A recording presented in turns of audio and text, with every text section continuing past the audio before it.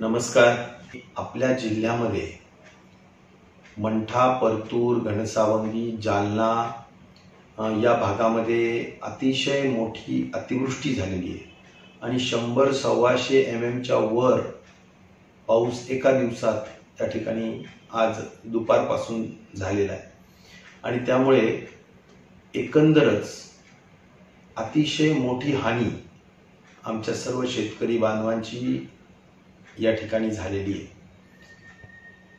जी मी माहिती घेतली तहसीलदारांकडून, कार्यकर्त्यांकडून, कलेक्टर साहेबांकडून आणि कडा विभागाच्या अधिकाऱ्यांकडून, तर यावरून एकच मला सांगावंसं वाटतं की सगळे ओढे नाले सर्व तुडुंब भरून वाहत आहेत।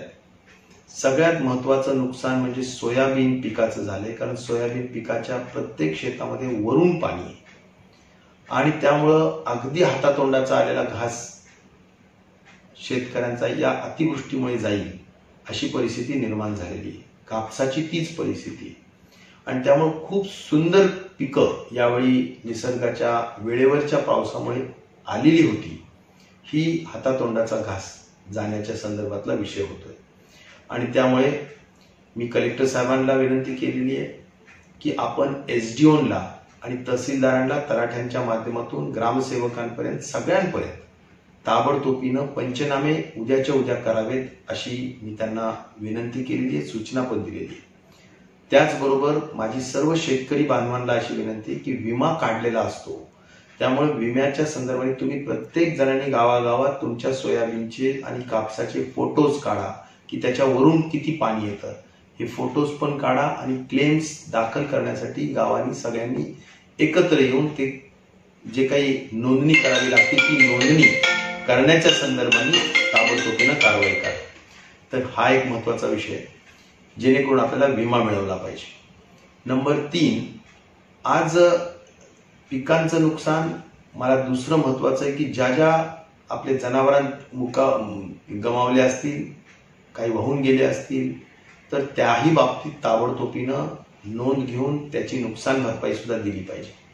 नंबर 3, पिकाची पडझड जर झाली असेल त्याच्याही बाबतीत ताबडतोबीनं पंचनामे झाले पाहिजे आणि गावकऱ्यांनी सुद्धा ते करून घेतले पाहिजे, जेणेकरून अतिवृष्टीमध्ये अशा पद्धतीच्या पडझडीला पैसे मिळतात। नंबर 4, बऱ्याचदा आपली काळीची जमीन वाहून जाते, नदीचं पाणी, ओढ्याचं पाणी शेतात घुसल्यामुळे आणि संपूर्ण पोत असलेली जी काळीची जमीन आहे ती वाहून जाते, खडक उघडा राहतो किंवा अशा पद्धतीनं